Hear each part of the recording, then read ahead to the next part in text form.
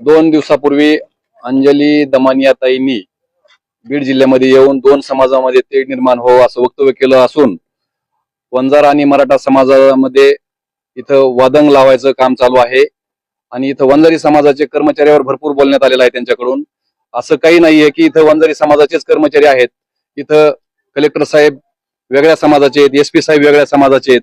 त्यांचं असं म्हणणं आहे की 100%च वंजारी समाजाचे कर्मचारी आहेत, वंजारी समाजाचे सगळे पोलीस आहेत, अनेक विभागामध्ये वंजारी समाजाचे लोक आहेत. वंजारी समाजाने दहशत केली, वंजारी समाज असं करतो तसं करतो, असं काही नाहीये.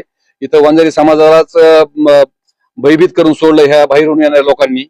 त्या ताईंनी इथं येऊन आमचा वाद लावायचा प्रयत्न केलेला आहे.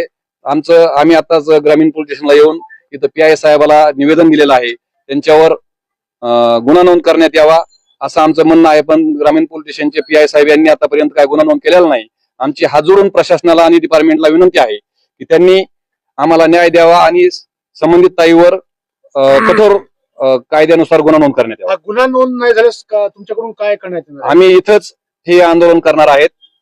बाबासाहेब आंबेडकर यांनी त्या कायद्यानुसार आम्ही कायदा हातात न घेता आंदोलन करणार आहेत. ओके.